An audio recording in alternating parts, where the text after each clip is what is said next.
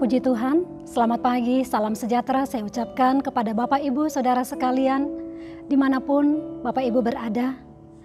Pada pagi hari ini kita akan sama-sama belajar tentang kebenaran firman Tuhan yang saya beri judul Bergembiralah karena Tuhan. Bapak Ibu yang diberkati Tuhan, ketika kita melihat ada orang-orang yang berbuat jahat, baik itu di sekeliling kita, maupun itu kita saksikan lewat televisi, lewat media-media yang kita baca. Ada orang-orang yang berbuat curang, melakukan tipu daya kepada sesamanya. Maka seringkali timbul satu kemarahan di dalam hati kita terhadap orang tersebut. Apalagi kalau kita melihat orang yang berbuat jahat itu merasa seperti orang yang tidak bersalah. Dia masih bisa santai, dia masih bisa pergi kemana-mana dengan tenang. Ketemu orang lain biasa saja, tidak punya rasa malu. Bahkan ia bisa menikmati hidup dengan nyaman. Sementara orang yang hidupnya lurus, orang yang hidupnya benar, seringkali malah mengalami banyak kesusahan. Sehingga timbul satu pernyataan di dalam diri kita. Hidup itu tidak adil. Orang yang berbuat kebaikan seringkali banyak mengalami kesusahan, sedangkan orang yang berbuat jahat seringkali hidupnya aman-aman saja. Tetapi pada pagi hari ini, kita diingatkan oleh Raja Daud dalam firman Allah, di dalam Mazmur pasal yang ke-30 ayat 1 dan kedua, di situ Daud berkata, dari Daud, Mazmur pasal 37 ayat 1 dan 2 dikatakan dari Daud, jangan marah karena orang yang berbuat jahat, jangan iri hati kepada orang yang berbuat curang, sebab mereka segera lisut seperti rumput dan layu seperti tumbuh-tumbuhan hijau. Kita diingatkan melalui ayat-ayat ini bahwa jangan marah kepada orang yang berbuat curang. Jangan iri hati kepada orang yang berbuat jahat, karena kehidupan mereka hanya sesaat. Kalau perikop dari Mazmur 37 ini berjudul, kebahagiaan orang fasik itu semu. Berarti ada hal yang Daud mau ajarkan kepada saudara dan saya pada pagi hari ini. Di dalam ayatnya yang ketiga dan keempat, kita akan baca bersama-sama. Di situ dikatakan, percayalah kepada Tuhan dan lakukanlah yang baik. Diamlah di negeri dan berlakulah setia.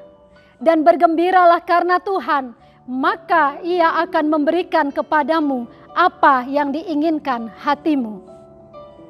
Melalui dua ayat ini, ada 5 hal yang diajarkan kepada kita. Yang pertama, yaitu percayalah kepada Tuhan. Kenapa kita harus percaya kepada Tuhan? Karena Dia, Tuhan, yang memegang kendali atas segalanya. Ayat yang ke-9 bagian A berkata, orang yang berbuat jahat pasti akan dilenyapkan. Orang yang berbuat jahat dikatakan oleh firman Tuhan, pasti akan mengalami kebinasaan. Kalau kita melihat ada orang yang berbuat jahat, tetapi sepertinya dia aman-aman saja, itu artinya Tuhan masih memberi kesempatan kepadanya untuk bertobat. Tetapi kalau orang tersebut tidak mau bertobat, maka penghukuman sudah tersedia baginya. Haleluya. Tuhan kita adalah Allah yang berdaulat atas segalanya. Yang pertama tadi dikatakan, percayalah kepada Tuhan. Dan yang kedua yang Tuhan mau kita lakukan di dalam kehidupan kita. Yang kedua dikatakan di situ, lakukanlah yang baik. Setelah kita percaya kepada Tuhan dikatakan lakukanlah yang baik. Surat Galatia pasal 6 ayat yang ke-9 di situ menuliskan, janganlah kita jemu-jemu berbuat baik, Karena apabila sudah datang waktunya, kita akan menuai jika kita tidak menjadi lemah. Jangan jemu, artinya jangan bosan.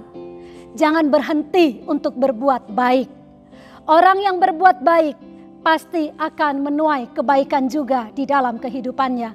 Firman Allah katakan selama langit masih ada dan bumi masih ada, hukum tabur tuai itu masih tetap berjalan. Itu sebabnya lakukanlah yang baik. Kepada siapa? Kepada setiap orang. Yang ketiga, diamlah di negeri dan berlakulah setia. Di dalam hidup ini tidak ada yang kebetulan. Semua sudah diatur oleh Tuhan dengan sempurna.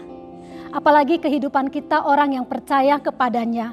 Kita tahu hidup kita ada di dalam tangan Tuhan. Oleh sebab itu, dimanapun kita berada, dan bagaimanapun keadaan kita pada saat ini, tetaplah setia. Diamlah di tempat di mana Tuhan percayakan kita berada. Dan tetaplah setia. Setia kepada siapa, saudara-saudara?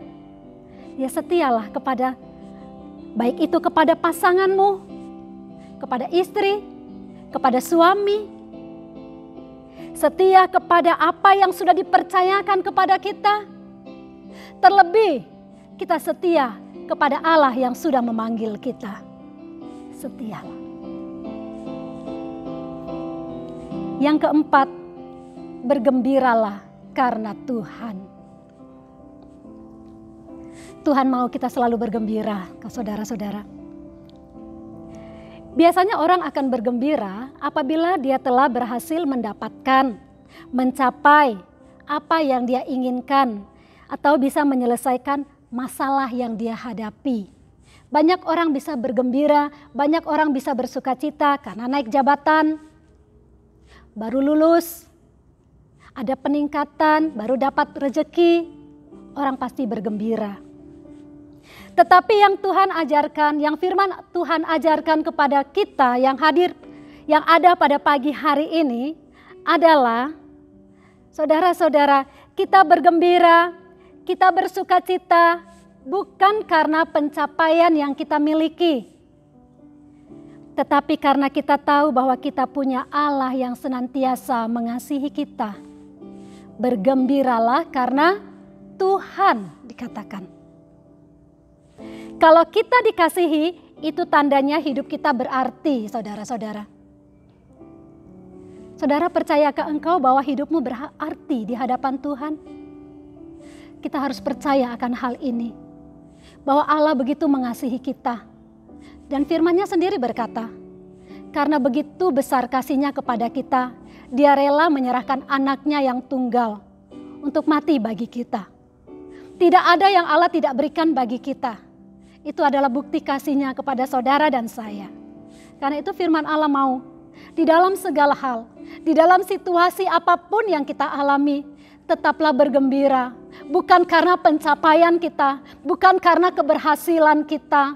Karena kalau kita bergembira hanya saat kita berhasil, maka sukacita kita, gembira kita itu tergantung situasi. Tetapi Allah mau kita terus bergembira karena kita punya Tuhan. Bergembiralah karena Tuhan. Karena kita tahu hidup kita berarti dan Tuhan mengasihi kita. Yang kelima, yang terakhir. Setelah kita bergembira karena Tuhan, dikatakan Ia akan memberikan apa yang diinginkan hatimu. Amin. Ketika kita bergembira karena Tuhan, Ia yang akan menjadi jawaban dalam hidup kita. Tuhan tahu setiap kebutuhan kita. Bahkan sebelum kita meminta, sebelum kita berdoa, sebelum kita memohon, Tuhan tahu apa yang kita butuhkan. Dan Dia sudah sediakan itu bagi kita semua yang percaya kepadanya. Saya ingat firman Tuhan yang disampaikan oleh Bapak Gembala beberapa minggu yang lalu. Di situ dikatakan bahwa berkat Tuhan itu sudah menyalip. Artinya apa? Sudah mendahului, sudah menunggu di depan kita. Tuhan sudah menyediakan apa yang kita butuhkan. Amin. Puji Tuhan. Filipi 4 ayat yang ke-19 berkata, Allahku akan memenuhi segala keperluanmu menurut kekayaan dan kemuliaannya dalam Kristus Yesus. Tuhan yang kita sembah, Dialah yang akan memenuhi segala kebutuhan kita di dalam kekayaan, menurut kekayaan dan kemuliaannya di dalam Yesus Kristus. Saya akan menutup dengan sebuah kesaksian. Ketika bulan Desember yang lalu, saya bersama keluarga datang ke Jakarta. Lalu kami mengunjungi sebuah mall. Itu pun kami tidak sengaja untuk datang ke situ. Nah, ketika kami sampai di mall itu, suami saya bertanya kepada saya, Esther, kamu butuh apa? Lalu saya bilang, karena ditanya saya jawab, oh saya butuh tas. Saya butuh tas warna hitam. Saya katakan, oke, kamu cari, katanya gitu. Cari kebutuhan kamu. Dan saya masuk ke sebuah stand, saya lihat-lihat, dan saya mendapatkan sebuah tas yang saya suka. Saya suka dengan tas itu. Lalu saya katakan kepada suami saya mau yang ini. Lalu ketika dia lihat tas itu, dia berkata, apa yang dia katakan saudara-saudara? Dia lihat, tunda dulu ya. Maksudnya, beli tasnya nanti aja, tunda dulu. Dalam hati saya sempat bertanya, tadi nawarin sekarang kok kata tunda gitu kan. Padahal tidak biasanya kalau dia nawarin saya bilang ini oke, dia langsung oke. Tapi kali ini dikatakan tunda dulu. Yuk kita pulang katanya gitu. Ya saya ikut aja, oke kita pulang. Keluarlah kami. Besoknya kami kembali ke Jawa Tengah. Hari Sabtu itu kami kembali ke Jawa Tengah dan hari Minggu kami beribadah. Seperti biasa saudara, kalau selesai ibadah saya melatih kor ya, haleluya. Sebelum latihan dimulai, salah seorang anggota kor berkata, membawa sebuah bingkisan kepada saya, lalu memberikan sebagai bingkisan Natal katanya dari anggota kor. Saya terima dengan sukacita. Ketika sampai di rumah, saya membuka bingkisan itu. Ketika saya membuka dari kertas kado, saya melihat sebuah tas warna hitam. Saya katakan terima kasih Tuhan, saya butuh tas hitam. Tuhan kasih saya tas warna hitam. Lalu ketika tas itu saya buka dari bungkus kainnya saudara, saya lebih terkaget lagi. Karena hadiahnya sama persis dengan apa yang saya inginkan yang ada di mall itu saudara. Persis. Saya katakan Tuhan terima kasih, Engkau tahu apa yang saya butuhkan. Bapak Ibu, saudara yang diberkati Tuhan, Tuhan mengenal kebutuhan kita. Dia bukan hanya memperhatikan hal yang rohani, tetapi juga hal yang jasmani. Bahkan apa yang tidak kita ucapkan. Firman Allah katakan bergembiralah karena Tuhan, maka Dia akan memberikan apa yang diinginkan hatimu. Karena bagi Allah kita tidak ada yang terlalu sukar. Saya bersyukur Tuhan itu tidak pernah berubah dalam kehidupan kita. Allah yang kita sembah di dalam nama Tuhan Yesus Kristus adalah Allah yang setia. Dan hanya Dia yang sanggup memelihara hidup kita dengan sempurna. Puji Tuhan. Oleh karena itu Bapak Ibu Saudara yang diberkati oleh Tuhan, mari kita senantiasa mau tetap percaya kepada Tuhan. Kita mau lakukan apa yang menjadi kehendak Tuhan dengan setia. Jangan berhenti berbuat baik kepada semua orang. Dan bergembiralah karena Tuhan. Maka firman Allah berkata tadi, Ia akan memberikan apa yang diinginkan hatimu.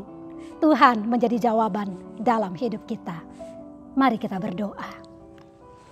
Bapa kami di surga, kami mengucap syukur kepadamu pada pagi hari ini. Sungguh besar kasih setia Tuhan di dalam hidup kami.